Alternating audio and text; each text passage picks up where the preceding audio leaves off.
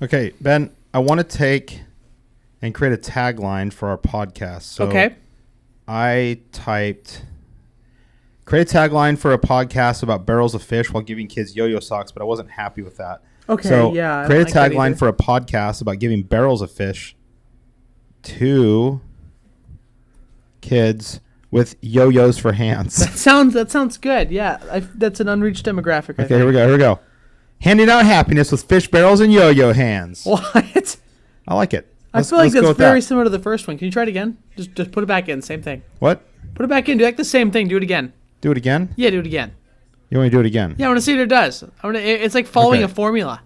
But are we on? We have to go back to the website. There we go. And we have to go. We just want to do the same thing again? Yeah, do the same thing. I want to see if it does something new. What? I'm sorry. I cannot generate a tagline for a podcast with such inappropriate and potentially harmful concepts. I think you. As an AI language model, I prioritize one. ethical. Okay, I got it, Ben. We got it. Here we go. Hey, welcome to In My Head. We're on season 3. This is episode 5, and here's our tagline. I'm sorry, I cannot generate a tagline for a podcast with such inappropriate and potentially harmful concept. As an AI language model, I prioritize ethical and responsible use of language. But right before that, our tagline was handing out happiness with fish barrels and yo-yo hands. That's good. Well, that's right. What sense does it make when it does it and then it suddenly decides it's anti-ethical? You copied the wrong one. Huh? Yeah, you copied the wrong prompt over. Well, the funny part is the first one I said was about something about caging kids, and it said... What? Something about that's morally and ethically wrong. Yeah. The cage kids. I wonder why. It's not good. Not good. Hey, Ben, how's it going? Hey, it's good. How are you doing? I'm doing great. I'm drinking coffee out of my Fozzie Bear coffee mug. Oh, good. That's pretty good. It's impressive. That's good. Good for you. Well, I'm excited for today's show. You are. We have a brand new book for Book of the Month. We have a brand new guest.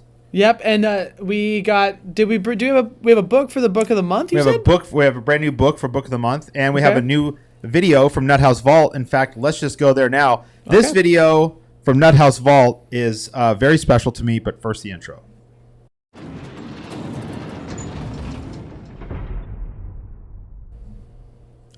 Our video today is called "Clapping and Whistling," and this was made a long time ago. We shot it at the Arden Fair Mall.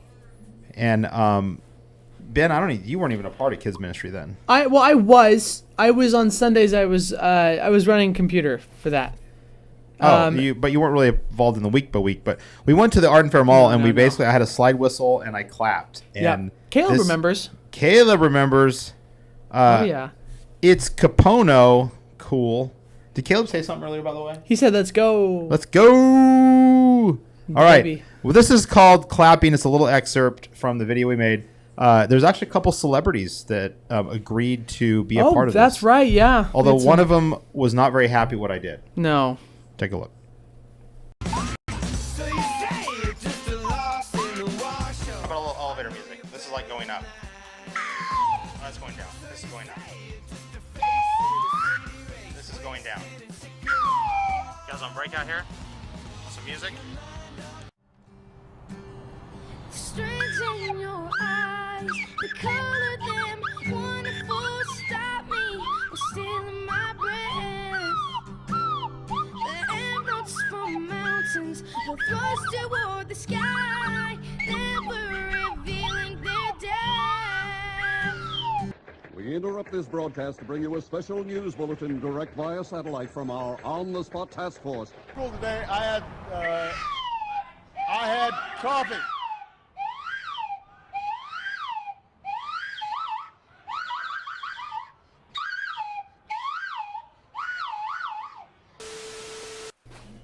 That was awesome. Those are real, by the way. Unedited. There's no editing there. What are you talking about, Ben? That was just captured news footage. There's sometimes when you edit stuff and you go back and look at it and you're like, I thought it was good back then, but it's not good.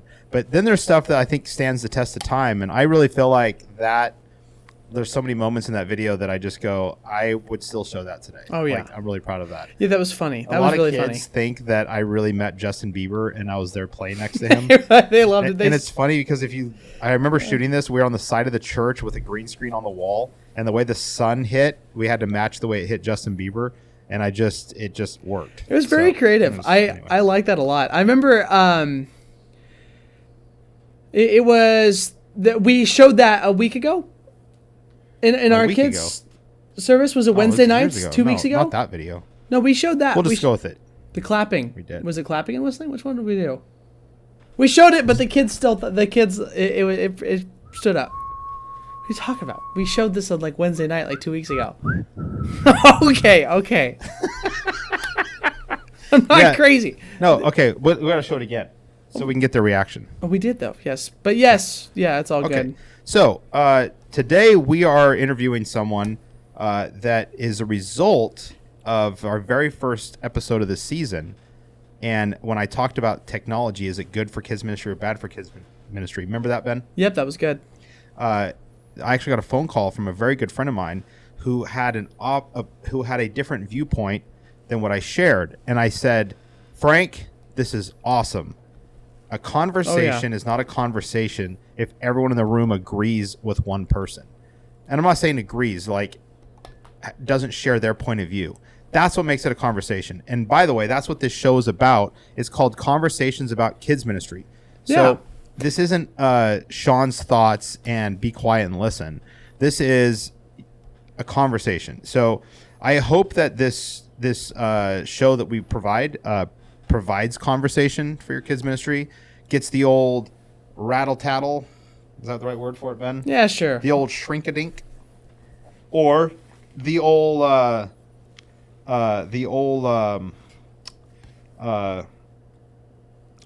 course I can't find. The basal ganglia. What? The old basal ganglia gets it going, because our kids deserve for us to have a conversation to make kids ministry better. Right. And that's what this is about. So please write comments. Yeah, please. If you loathe what I just said, then write it in there. Yes. I loathe you. I disagree with discussion. Anyway, I want to go quickly now to our website of the week.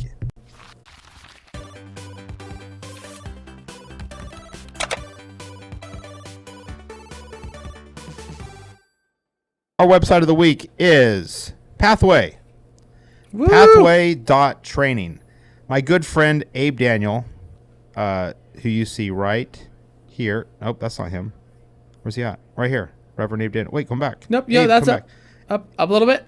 Abe Daniel, come back. Oh, look at all that. You can see him above, though. You see Dr. Kyle Right here. Chowko? Yeah, wait, it keeps going away from Abe. I just want to look at Abe.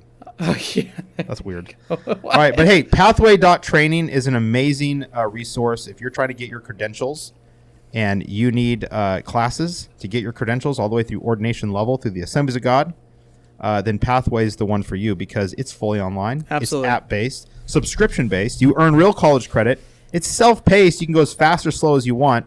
It's like $50 a month. Right. And it has a gamified experience, Ben. Yeah, it's whatever that. Yeah, there's like a cool little like leaderboard that you can use. I'm going through it right now, and I want to say normally it's $50 a month, but you just pay for it monthly. If you can magically get every single one of your classes done in a month, you only pay $50. $50 total. And you can pause your subscription anytime if you don't have time to continue it.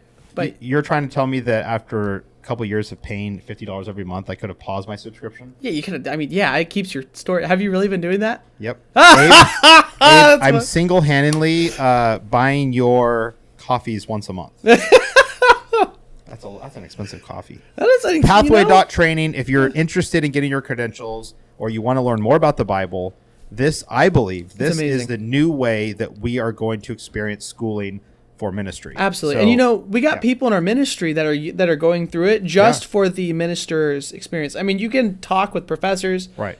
Faith, it's great. I fully recommend it. I love it's it. the new thing. The new thing. Right. And by the way, I like dropping names like friends with its founder.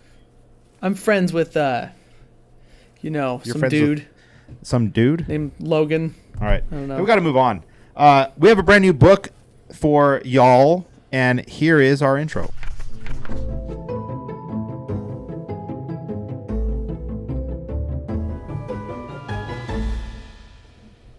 Our book is called The Power of Habit. Guess you're a robot? There's a robot. The Power of Habit, why we do what we do in life and business. And it says when the MIT researchers started working on habits in the 90s, about the same time that Eugene, whoever that is, came down with his fever, they were curious about a nub of neurological tissue known as the basal ganglia. If you picture the human brain as an onion composed of layer upon layer of cells, then the outside layers, those closest to the scalp, are generally the most recent additions from a perspective. When you dream up a new invention or laugh at a friend's joke, it's the outside parts of your brain at work. That's where the most complex thinking occurs. Deeper inside the brain and closer to the brainstem, where the brain meets the spinal column, are older, more primitive structures. They control our automatic behaviors, such as breathing and swallowing, or the startle response we feel when someone leaps out from behind a bush.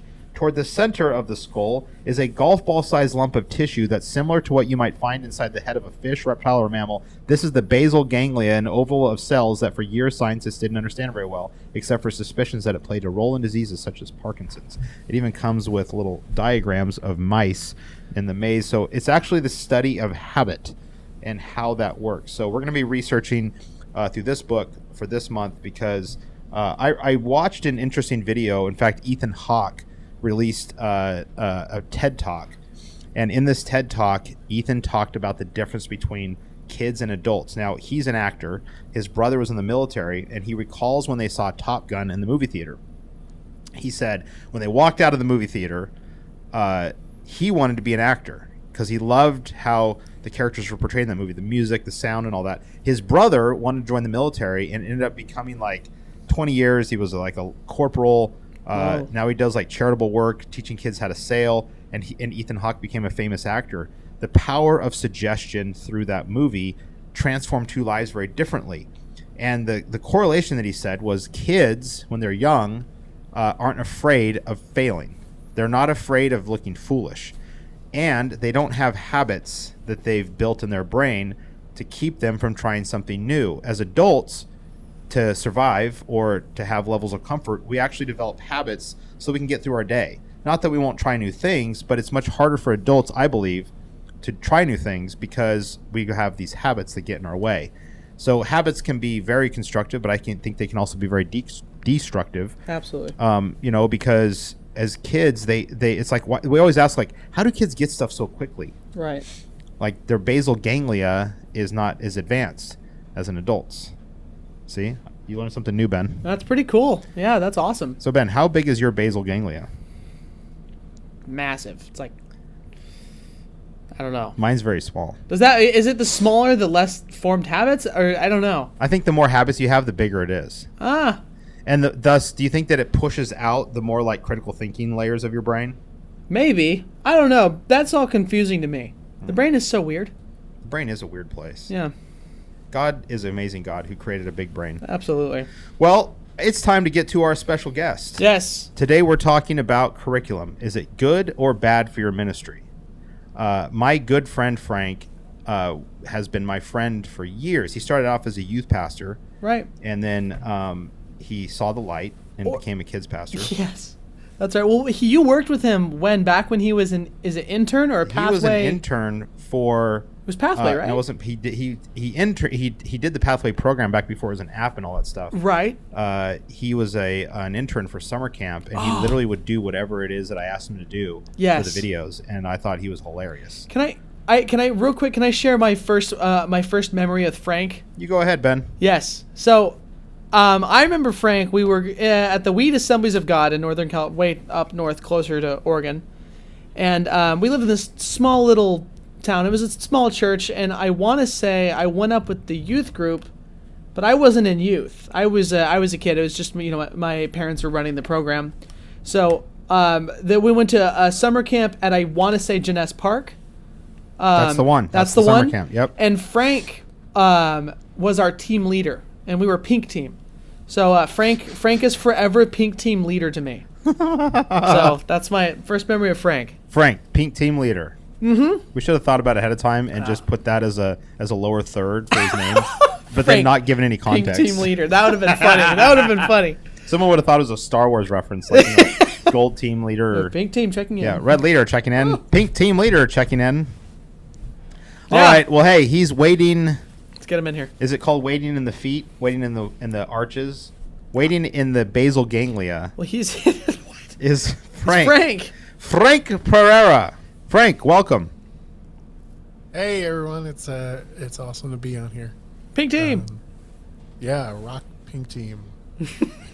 Frank, I'm disappointed you're not wearing a pink shirt. Oh, it's over here. Okay. Oh, there we go. So, Frank, tell us about yourself. Where are you from? Are you what do you do? Where are you from? And how long you been doing it? And do you have a family?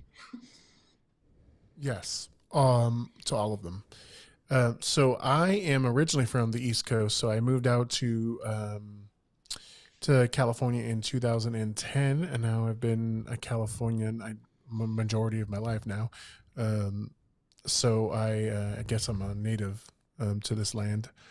But I originally am from New Jersey, and like I said, I moved out here. I went to Bible College out east, got my master's degree from Grand Canyon University, and I was been a bit of ministry and met my wife while in ministry. I'm the love of my life. I love her so much, and we have 3 wonderful kids: Isabella, Leonardo, and Asher.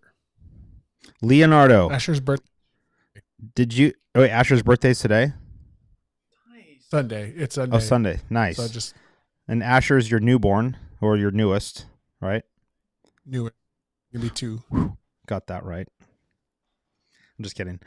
Leonardo, please tell me that his name was after the Ninja Turtles. As much as I'd like to tell you yes, he was named. We want to be missionaries to Portugal someday. We're just working through some things with school debt and stuff like that. And then one day, then we'll go out and be missionaries. But we actually named our first 2 kids because we want to go to Portugal. Names of that would be easy for the Portuguese to respond to or know. Like That's really cool. for example, my That's brother's really name cool. is Eric, and it was always hard for my Portuguese family to pronounce his name. They would call him like Eric, and yeah. So I just didn't want that for our kids. That's really cool, man. That's much better than naming him after a Ninja Turtle. So I Because I applaud would have you. named them Raphael had that been. Yes. Hey, Ben, I'm going to change your name. Go for it. Just Sounds kidding. cool. I like Ninja Turtles. So, Frank, I love this because our very first show, we were talking about technology, and I made the comment that if not careful, that using curriculum can actually hurt your ministry. And you being a good friend of mine, and if you guys get to know me, I love it. I know how close you are to me if you feel comfortable enough to share something that even if it's an opposing view. And I wouldn't say it's opposing, but you had another way of looking at it. And you called and I said, you know what, man, this is a great conversation to have. So let me start with the comment that I made. And it may not be exact what I said on the so many weeks ago, but I basically said that curriculum, if you just use curriculum, then curriculum becomes the pastor of your pulpit. And you have, I believe, a part of your calling is to be creative for those kids. And if you allow curriculum to be creative in your place, then curriculum is bad. And so you had another point of view on this. And so that's why you're here today. Well, you're here because you're my friend and you have valuable insight as a kids pastor. But this is the topic for today. Curriculum. Is it good or bad? So give me your take on curriculum, just your general, and we'll deep dive a little bit further, but give me your general take on curriculum for kids ministry. Well, first, I'd like to say, everybody uses some sort of curriculum, whether you create it yourself or whether you It's a good point. buy it from someone Valid. else. Yes. Use a curriculum. So you're doing that. However, my take on and my difference from you is that not everyone is creative. And I don't want to say that as a general statement because I think everybody is creative in their own way. I agree. But I not everybody can whip out some puppets and come up with a skit in a week. Not everybody has that time. So curriculum allows for some flexibility in the schedule of the kids pastor or the kids director or whoever's leading the kids ministry to be able to I can't go sit at my desk and come up with a whole month long curriculum that tells me the 5 points of learning Moses' trip up to the mountain or whatever they're doing, or the Beatitudes. Yeah. Where some people that's their niche, and they're just in it, and they're like, oh, I can do it, and I can be creative and on the spot, and I can bust out a puppet or bust out a skit to go with it, or a game can go with it.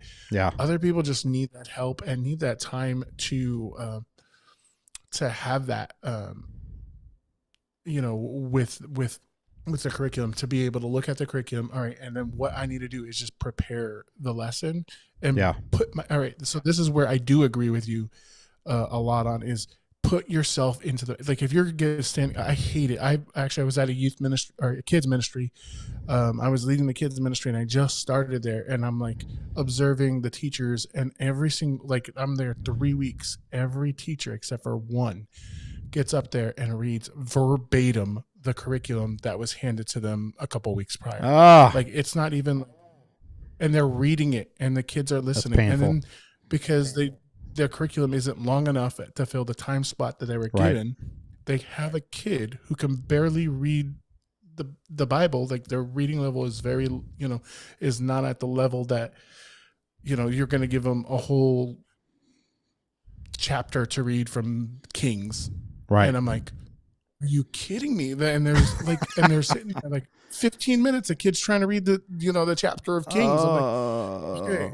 And all the kids are sitting there falling asleep. And I'm like, for me, it's it's like nails on the chalkboard. That is the, I'm like, I didn't want to be there as the pastor. I know the kids didn't want to be there. Yeah. But there's some sort of, but I think there's a lot of value in curriculum and getting the right curriculum. I don't want to just say there's some websites out there that you can buy, cheap curriculum from. And I'm like, oh my, please, the only thing these things are good for are the graphics. It's sometimes not even that. So I remember when I was first starting in kids ministry, and this is before YouTube, Vimeo, or I remember the website that I went to was stupidvideos.com, and it always so stupid videos. And that was it. And it was just video, kind of like America's Funniest Home Videos kind of thing. And I remember I was using Gospel Publishing House as my curriculum, and it was this little paperback, little magazine that you would get. And it had the most horrendous crafts, and and I don't know, I feel like it was written by 80-year-olds. And so I remember Dale and I dissecting this and going, this is painful. And I remember the anguish of trying to come up with a skit. I didn't know how to write skits. I had seen them on Saturday Night Live randomly on television, and I remember trying to come up with skits, and it was so mind-numbing. And going back to what you said about the time, that curriculum helps save you time, that I do love that curriculums give you a starter, like a foundation. If you buy an advanced curriculum, they usually come with scripts for skits that you can perform. But if you read the scripts, they're usually pretty, what's the right word for that, Ben? Cornball cheese. Yeah, pretty cheesy. Yeah, pretty cheesy. And so, but the guts of it are there. The foundation of a good story is there. You just have to build on it. So, yeah, Ben. I just throwing this. Do you remember the? We've talked about this a bunch, but the puppet show. That was a curriculum, but it was a poor. You chose a VHS of the puppet show. Yes. Yeah, that was probably a poor pick of. Going back to Frank's point, that was probably a bad pick of curriculum. That was just a curriculum from the 60s or 70s. Right. So. Right, and I'm getting a little robot voice in there. Is that, Frank? Is that something that you hear? Do you hear a little robot talking behind me? I keep hearing that robot too. So. Okay, there we go. I think it's on your end. I'm trying to fix it. Okay. Can't. Little robot in the system. It's the curriculum. It's the curriculum police. Curriculum police. Okay, so now Frank, you've been in kids ministry for how many years now? It's going. I'm near the end of my 4th full year in kids ministry. However, my wife was for 6 years. I was a youth pastor, and she was the kids pastor in Sacramento. And we kind of tag teamed a lot of times. So even though I wasn't leading the kids ministry verbatim or like on Sundays, I was helping out with campus clubs and different things like that. So I was always involved with kids. So, and I'll be honest, even though as a youth pastor in my first year in youth ministry, and I know Jonathan said this last week that he did not want anything to do with kids ministry. I told God I will never work in kids ministry. My first job as a youth pastor, the pastor is like, I need my youth pastor to work in another ministry. Can you do kids ministry? And I'm like, I want my job, so yes. And, Wow. And then, You know, slowly God started working my heart. But yeah. that's how long. I've really been doing kids ministry for as long as I've been doing ministry, so like 14 years. Okay. Yeah, it's funny. The words out of my mouth when I was asked to join a kids ministry was, in no way do I want to work with kids. That's lame. That was my, so I think it's a prerequisite to be in a kids ministry is you have to not want to do it first, because then it's a God thing, right? Maybe. I don't know. I did it. It's the same thing. I don't want to go to Alaska, so I'm just still praying that God won't send me there. Yeah. So if you actually want to work with kids, then you have no business being in kids ministry. Boom. Hey, Ben, let me see my face real quick. I just said that so that someone watching will say, I oppose that view. Let's have a conversation about it. I'm just kidding. But Frank, tell us what curriculum are you using right now, and why did you pick that curriculum? I pick so the best kids ministry in my opinion, and I would say the majority of people will agree with me, is Orange. And the reason I pick it is because there are several reasons, but one, let me tell you 2 reasons really that I pick it. It is soundly biblically based. It's not like, so the kids are going to go through the Bible twice in the span of their time that I have them in kids church. From 1st to 6th grade, they're going to hear the key points in scripture twice. So they're going to hear the stories of Adam and Eve and Jesus and the Beatitudes twice from 1st to 6th grade. The second reason I picked them, and probably for me the most important reason why I picked them, is they're family focused. It's designed to put the teaching back into the parents' hands and not that's good. Sunday mornings. We have 40 hours with them, and I think Jonathan said this last week, but we have 40 hours with them. Parents have an average of 3,000. And so it would, if you're a smart kids pastor, you would take a hold of and start partnering with parents, because they have 3,000. We have 40 between both of us. That's 3,040 hours to invest in the child's life. That's good. And you know what? They're going to be with kids. Parents are going to be with kids when we're not there, when we've either moved on to a different ministry or they've gotten old and they're, they have issues in life. They have problems in college, their girlfriend or boyfriend breaks up with them. All those things are going to happen, and we may not be there in their lives to do that, but parents will. And having and partnering with parents to build that lifelong relationship with Jesus Christ, not just when they're in kids ministry or when they're in youth ministries, a lifelong believer in Jesus Christ. That's what I want to do. I don't want to amen. Just amen. Believers for a couple years. Yeah, I have actually used Orange curriculum for about a year when I was at my older church. And the great thing about, and Frank, this is where we're going to have a conversation, okay? Because I want to hear your point of view on this. My biggest beef with Orange is that they're too good at what they do. Meaning that I believe that it's really easy to just do what they've created and then step away because it's so good. So you just use what they created. You throw the video on there, the Scottish bagpipe joke guy or whatever, and you throw it out there. And what I found is that because I found myself dipping into the lazy department a little bit. Like, I'll just print that out. I'll just throw that video in there. Boom, done. 20 minutes, ready for service.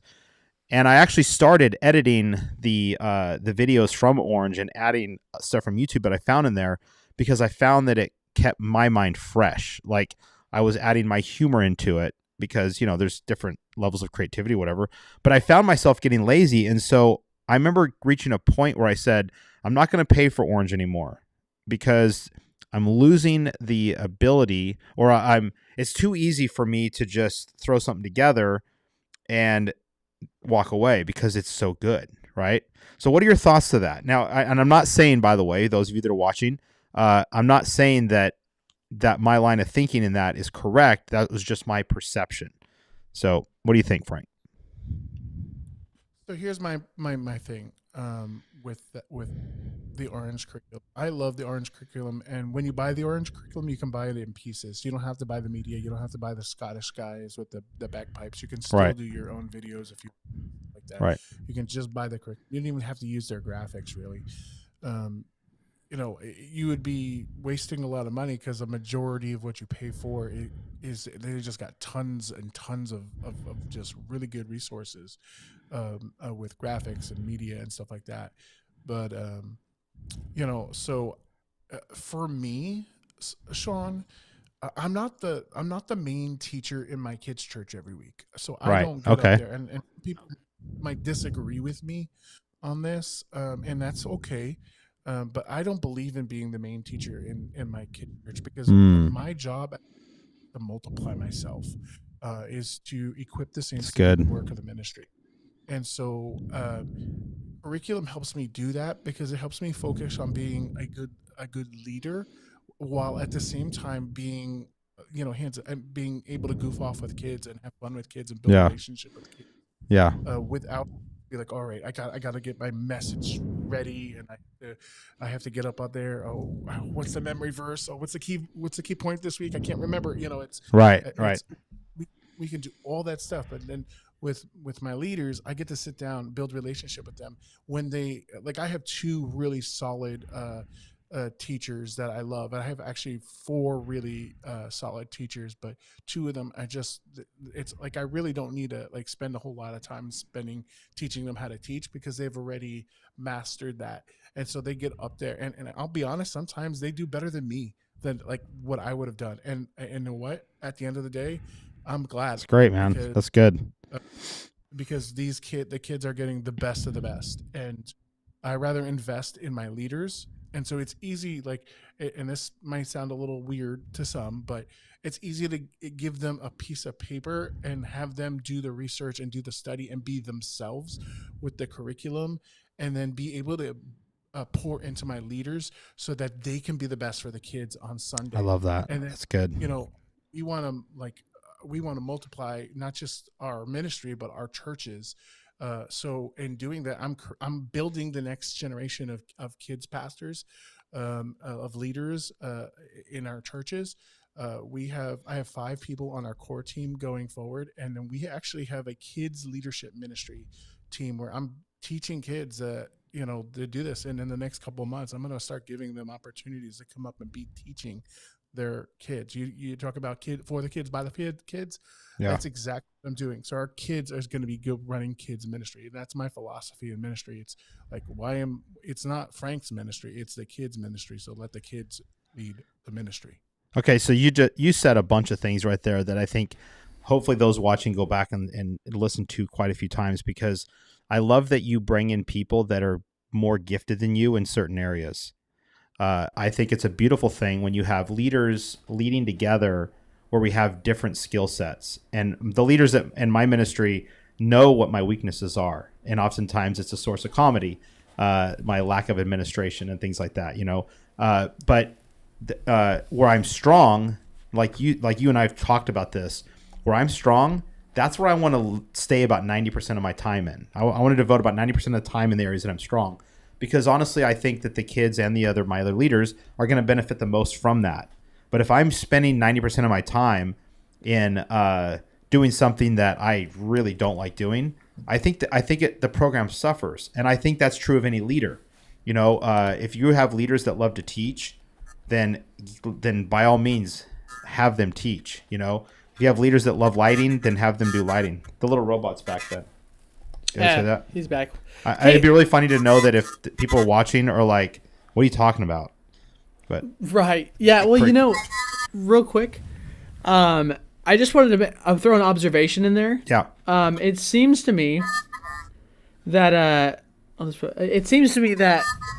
if I was to summarize the both, what was going on, I would say both of you guys have your abilities and your skills and your callings, and they're very unique to you and your ministry. Yes. So if you're using anything, it doesn't matter what it is, but if you're using anything to supplement your calling, then that's not good. But you can use the stuff to supplement where it needs to fit. I mean, what's great about Orange is it seems like it's a very modular curriculum. You can put it anywhere, anyhow. So the whole thing is, I think your ministry needs to stay in the calling. Whoa. I think it's just emphasizing that what you're saying. Yeah, it's your calling. Yeah, all of our callings are completely unique, and not any of us do this way the one right way. Yeah. Right. I think Frank is frozen. Frank, you there?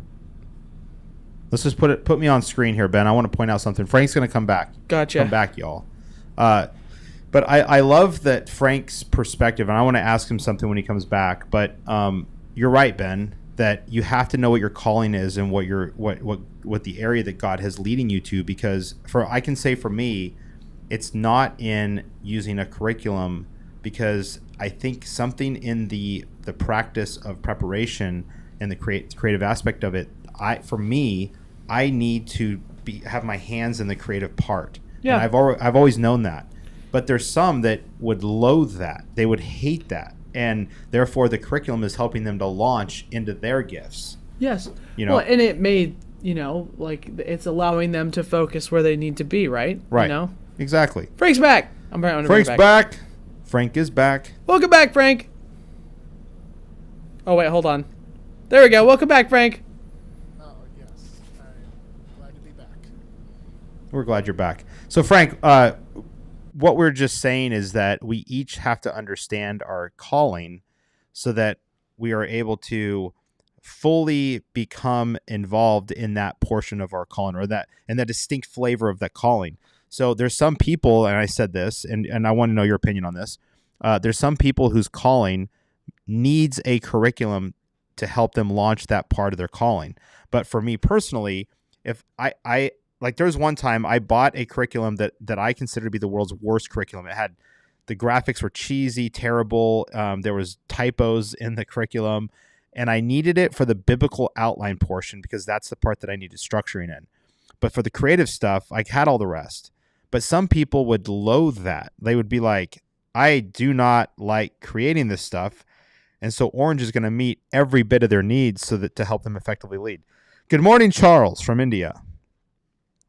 Knowledge, little India, my India friend from India. That came out all wrong. Sorry, Charles. Hello. So Frank, talk to me about your distinct calling and where you feel God, not just kids ministry, but inside kids ministry. What's your flavor? Like what is God giving you to do specifically in kids ministry? Where's your 90%? My 90%. My 90% is in, I like it, I'm in love with puppets and developing and being creative like that. So that's a good part of what I like to do. But what I've been part of that. So that's what I enjoy doing. So puppets is what I enjoy doing, developing and creating things like that. That really gives me a lot of, that energizes me. But the other thing that energizes me is being able and train people to be the generation of kids pastors. That's why I have a master's degree. That's why I'm working on getting my doctorate degree. It's because I feel like those things are a necessity for being able to do those things in a way and give me buy-in, gives me a foothold into people's life. Not because I'm educated because I'm educated, but not because I have a diploma on my wall, but because I've gone and done the work. Yeah. So, Well, and then yeah, I love the fact that you say doing the work, because I would summarize that if you're using the curriculum to replace your calling, to supplement the work that you need to be doing, then your usage of the curriculum is wrong. But if you're using the curriculum, go ahead. Yes. no, then if you're using the curriculum for that, then you are a default kids pastor or youth pastor, whatever, or by like a robot. It's Yeah. like you tell what to do and you put the numbers in the robot and everything. And it just starts talking, and it's like, oh yeah, that's exactly what I want. But it's, it's not you. It's not who you are. And that's what I Right. tell my lead. Hey, listen, I don't want you to be me. If you try to be me, the kids are gonna see it. They're not gonna be like, this is boring. The guy's trying to act like Pastor Frank. If you're gonna bust out puppets and try to do things, if it's not you, then don't do it. If you love puppets, if puppets is you, do it. If scripts are you, do it. And so sometimes I catch my leaders. I'm like, hey, listen, was that you? And that's my question. I ask them, like, hey, you did this. Was that you, or were you trying to emulate what I do? Yeah. Because I'm me, and God created you, and you are, and there's yous that are better than me's. And Yeah. so Amen. I just, want them to be able to do that. It goes back. I think the whole conversation on curriculum goes back for me onto leadership. Curriculum is a tool to help me build better leaders. It isn't necessarily the end all. It helps me build better leaders, adult leaders in our church. And and my study. Oh, so what I wanted to say too is my doctoral, paper will be on curriculum and why churches choose curriculum. And what I found so far is that churches choose curriculum because of the biblical content, because of the because of how the ease of use for volunteers or for people, and then the cost. Yeah. So and those are important things to factor into what doing it. But I don't ever want a church, like if a church was coming to me and say, hey, I'm picking this curriculum, and the reason I'm picking it, I don't really like it, but I'm using it because, it's cheap and we can afford it, like, hey, there are ways that Orange and these other companies will like scholarship churches to make sure that their biblical content is getting into people. Like, Yeah. there'll be do things right. There'll be a point in your church's history that you'll be able to purchase curriculum like Orange without having to have somebody else scholarship you or whatever. Yeah.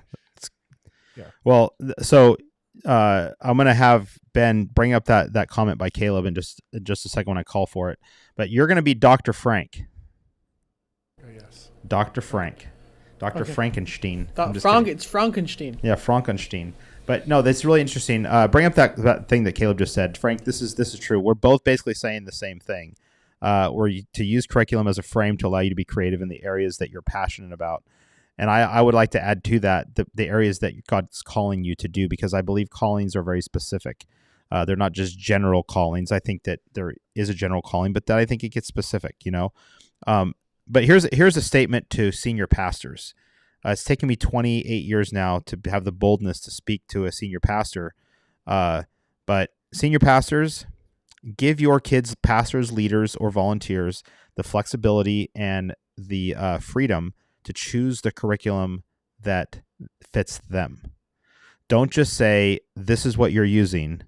Allow them to find a curriculum that they're passionate about, or that they feel led to use, and let them use that. Do you agree, Frank?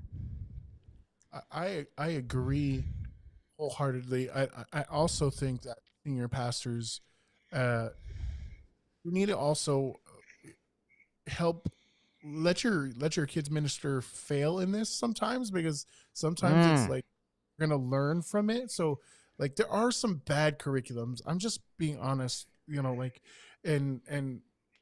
gonna look at it and you're gonna be like, oh, this is gonna be like, for example, I've done this too. When I first came to real life here, I really liked the idea. It wasn't even the curriculum. To be honest, I didn't even know what the biblical, like what the teaching was going to be about, but the whole theme was on monsters. And I'm like, oh, I could use my puppets and you know, I'm getting the beast puppet in here in October, and that's going to be a perfect month with Halloween. It's just going to fit. But it fell flat on its face because you know what? Even though I was creative, I put things in it. I felt at the end, I'm like, I'm not providing. I'm providing entertainment, but I didn't give that strong biblical content where kids can go. And you know what? I haven't had that issue with Orange at all. There's some series that are better than the others. Some months that are better. Like, oh, you know what? That was, you know, there's some weeks where like that was kind of a dumb game. You know, like, you know, so I'm not going to use it. You know, Right, that's my caveat with Orange. Just I don't like your game. I'm Right. not using it. Yeah. Well, I remember a while ago it really started with my passion for building Lego sets, and the thought was, what if we created a curriculum around Legos and building God's kingdom? And I can tell you that doctrinally, theologically, probably wasn't the most profound curriculum, but oh my goodness, the fun that we had in doing that curriculum for the kids, because creativity is another language for helping disciple kids, you know. And I use the word entertainment, and I have my own definition of entertainment. My definition is this: anything that gets, grabs, and holds your attention, so that you can that's something that will and that sorry, let me say it again. Anything that gets, grabs, and holds your attention, that also inspires you, is entertainment.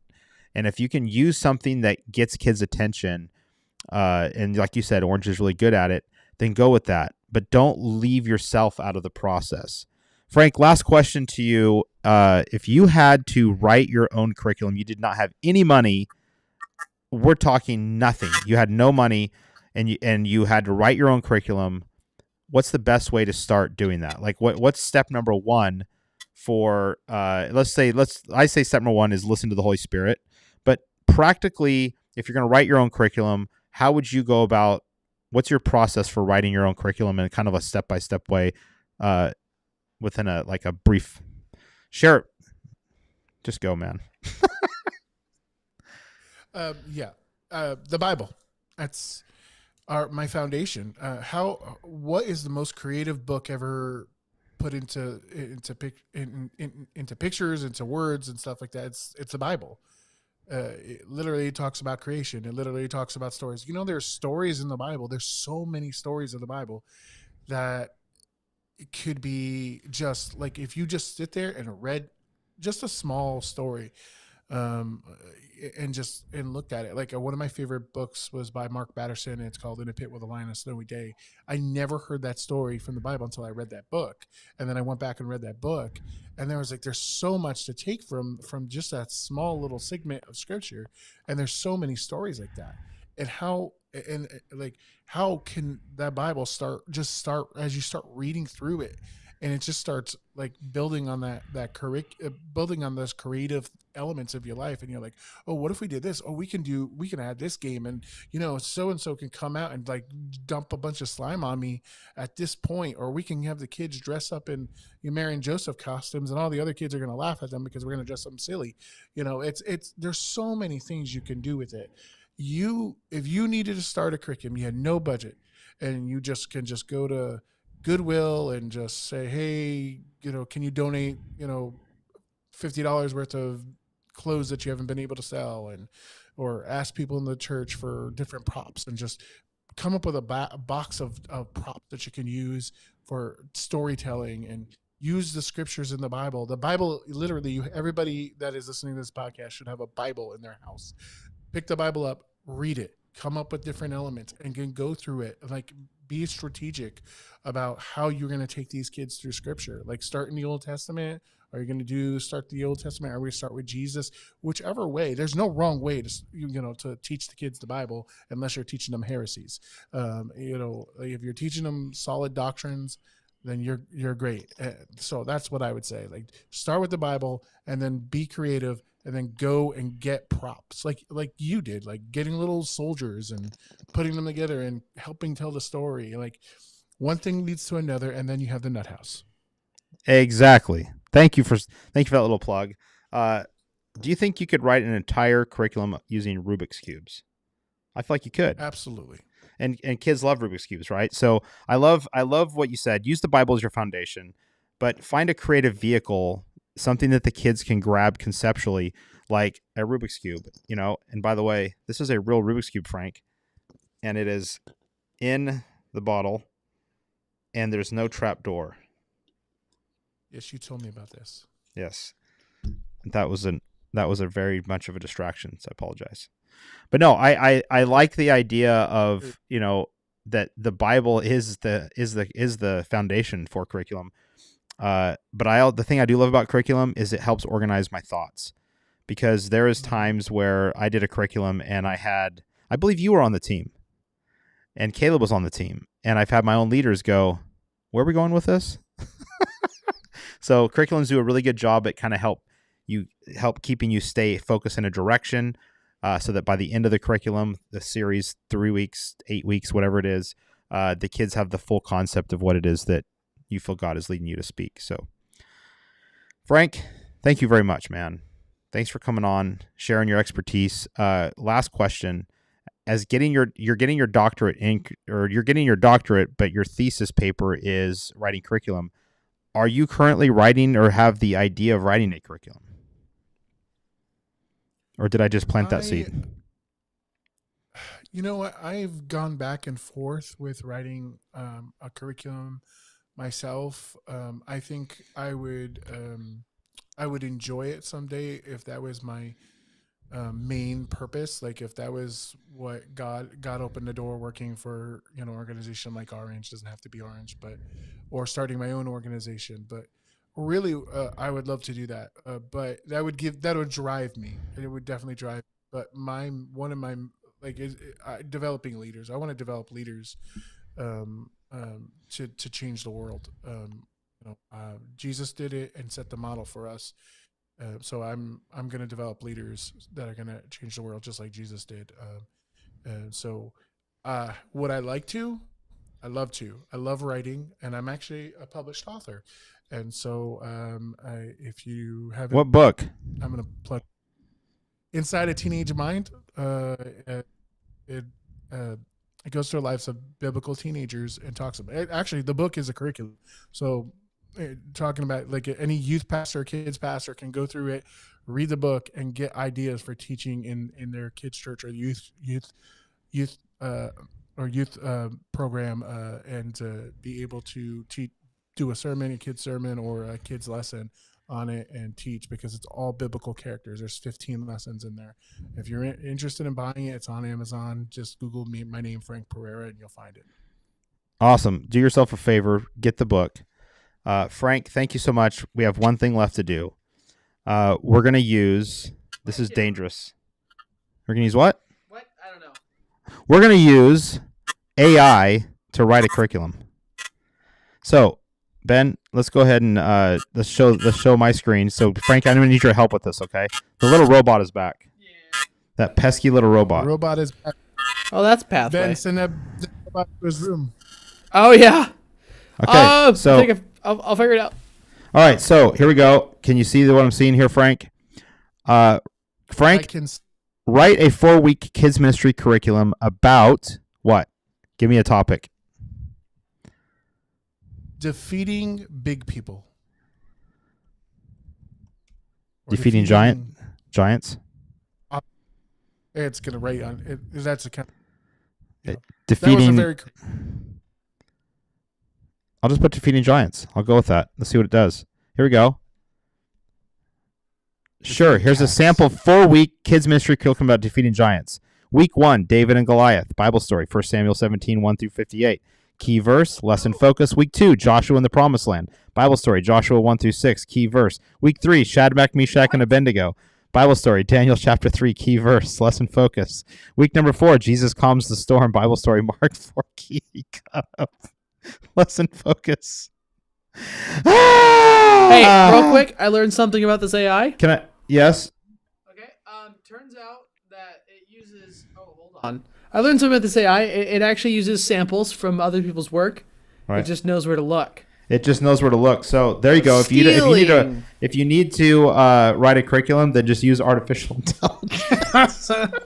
Hey, Frank, how much of that just angered you? Because when I did it, it angered me. You know what though? I just had a conversation today. It's like, if they're preaching God's word, if Jesus being preached, then who am I to say that it's unless it's wrong? But who am I to say? Frank, you brilliant genius, friend of a man of a friend. I'm making this weird, Ben. No. That just made it weird. All right, Frank, thank you so much, bro. You guys buy Frank's book. Frank, do you have a copy of it in your office? So hold it up to the camera there. Hey, Ben, get a close-up on this. Yeah. Inside a Teenage Mind by Frank Pereira. All right, Frank, thank you so much for coming on, bro. I wish you the best. I look forward to doing projects with you. Chef Wee Wee, I need to frustrate Chef Wee Wee again. I'm looking forward to it. Yeah. Ben, what is this camera angle I'm on? I clicked on the wrong U. Look at Hold this on. ugly. This is terrible. Oh, look at that. We got 2 of them. All right. Hey, that's our show today, folks. If you get a chance, if you're in the Galt area, stop by Real Life Church, find Frank Pereira, buy him a cup of coffee, and let him invest in your life. You won't regret it. And yes, he is a big puppet guy. And Frank, I'm going to have you back because we're going to do a whole show just on puppets. In fact, man. what if we did the whole show as puppets? Yeah, we could use this camera. Okay, Ben, Yep. I'm going to hurt you. Hey, there's 4 of us now. Hey, look at that. Sean, there's 2 U's. That's what the world needs is more me's. Yes. All right, guys. Thank you so much for coming out. Frank, you're amazing. I look forward to more stuff. But we have a bunch more special guests coming up in the next few months. We have a lot more content. But before we go, we have to spin the wheel. Oh, wheel Frank, time. you're going to say when to stop, okay? Okay. Oh, hold on. whoa, No, just leave it there. I'll just bring up. Oh, you're going to bring it up to you? Okay. I'm just going to go like this. This is the person interviewing or on the show next week. Here we go. All right. Frank, you got to keep spinning it until Frank says stop. Okay. Oh, hold on. He's muted. What? Okay. Here we go. Frank, say stop. He said stop. Chud. Chud. Yes. From the Beach Bums, Chud is going to be on the... Does that mean Dolphin Boy? Oh, we need to get Dolphin Boy in here. Frank, are you busy? Chud's going to be on the show, everybody. I wish I could do Chud. I'm not very good at doing Chud's voice. But Chud is going to be on the show next week, thanks to Frank and his leadership. So, you guys, that's been In My Head, episode 5. Thank you. Charles, thank you for watching. God bless you, sir. That's In My Head. Frank, thank you. Ben, thank you. And everyone else, thank you. Thank yous all around.